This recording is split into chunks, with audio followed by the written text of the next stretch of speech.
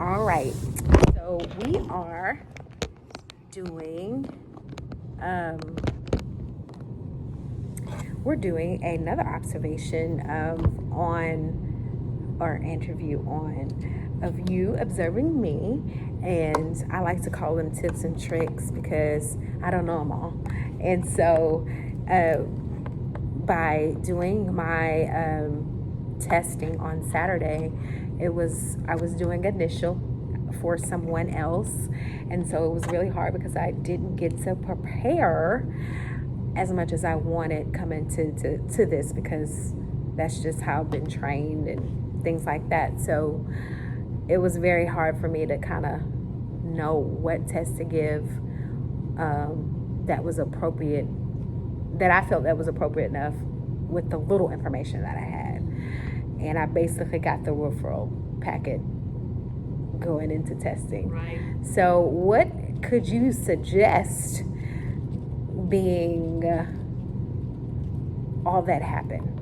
That's not a lot. That's not a lot, but it's not enough. I think it's very important because if you do not have, number one, notice and consent, you don't know if we have notice or consent. I mean, obviously we had notice and consent because the child was sent, set up for Saturday testing, and that all has to go through an approval process.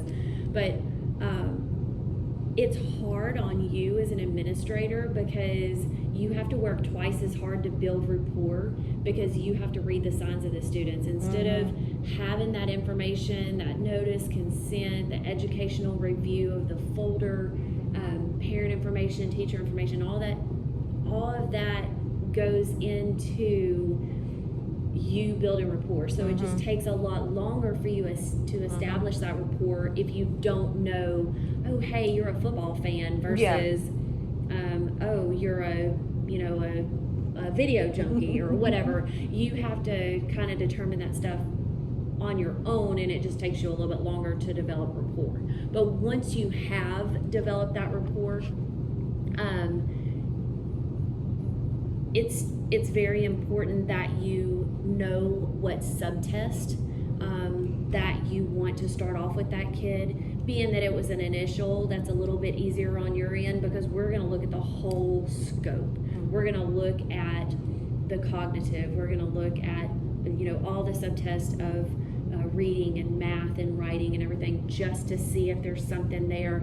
And then once we get through the cog and achievement, if you notice some red flags, then you can dig a little bit deeper and go into different subtests and stuff.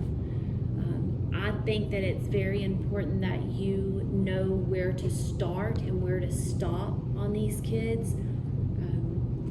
A lot of times, if you're going into an initial assessment, the kid's in the 5th grade, let's start at the 5th grade level and then back down where you need to be.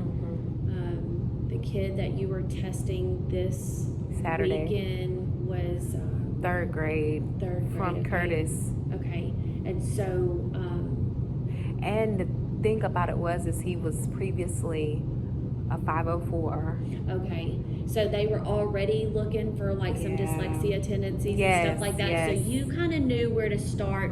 Okay, good. And then knowing the Woodcock-Johnson, it tells you very clearly, from at the 3rd grade at this level or whatever, this is where you start. And then the ceilings are on there. They're noted very clearly on each subtest too, whether it's 5 or 6 is where you stop. It is very, very important while you're giving the Woodcock-Johnson to read the directions specifically, no cutting corners. And it's funny because the longer that you give this test, you kind of start feeling like a TV announcer. Do not pass go, do not collect $200, it's specific in the directions and what you need to do and how you need to read. Let's stop right there on the directions because I read them, we read them verbatim. But sometimes the verbatim, especially with the younger kids, they don't all the way understand it. Well, and if you have a kid with What do you listening do? comprehension issues, Yeah. you can tell they start getting kind of antsy and they're wanting to move forward, and you just have to regroup and get them back. Just make sure that if you don't understand one, that you skip that one and move on to the next one, or how the directions read. You have to be real specific with the kid and make sure that you have their attention, Okay. especially that young. So, all right. What about? I think it's very important that the roteness of using the test, using the CD. Sometimes the CD can get a little hard to, Yeah. to Do go those through or certain- whatever. But the more times that you give the test, I always gave it to my husband. He loved me. He's my test rat. My brother, my mom. We would laugh at different situations or whatever. But just constantly reading through those directions and knowing. I do have to say that in my, how many ever years as being a DIAG, that there are kids that'll trip you up. They are a lot That's more smart. advanced than the testing, and some of those kids are really fun to test. So, Well, what do you do in the event that if you don't have a CD-ROM, which is most people don't? well, You were telling me on your, you're gonna have to do it. stop. Well, you're supposed to stop the testing, go find a place or whatever, which makes it hard on the tape. That's another reason why it's so important to be in a comfortable setting that It's a part of the prep. right. It's part of prepping to get things ready, because if you don't have a CD, it just I had makes to it super go hard. to your closet to get the CD, so that was fun. But Finding one. I made it to it was a break. Mhm. Let's go walk, because he was getting fidgety anyway. Right. And I was like, let's go take a break real quick. Didn't even make it known that I didn't have the CD, because I didn't Right, want yeah. him to feel like, oh, I don't know what I'm doing, or you know what I'm saying? Like, it Right, causes, to me, that causes so many feelings for that child, and they're already scared.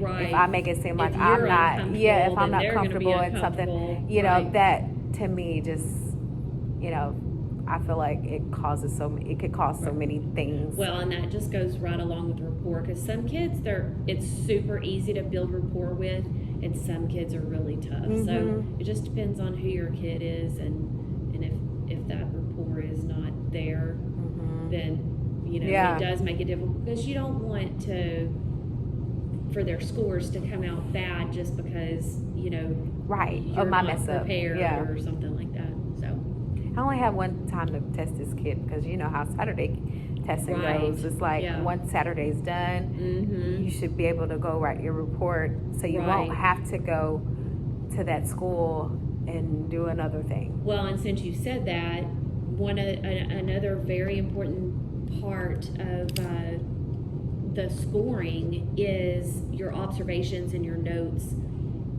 I make a lot of observations on my protocols. If I feel like they're not giving me 150%, or if something just seems out of place, I will actually, like they're getting the questions wrong, I'll actually write their responses down, just so that other people can see that, because a lot of times, especially when you're dealing with students with intellectual disabilities, their parents will say, he knows that, he knows how to count money or whatever, but he wouldn't do it for me during the testing session. And so anyway, if you've already seen the teacher information, he knows how to do that. Or like, with my kid that we observed this weekend, I know he's in early college. I know that he's an advanced student. Yeah. And then for him not to give me the responses that I was waiting on, and me have to back up to a 3rd, 4th grade level, like, something is wrong with that. So anyway, it doesn't hurt to make those observations, to take those notes on your scoring. Well, thank you so much. You're welcome. Awesome.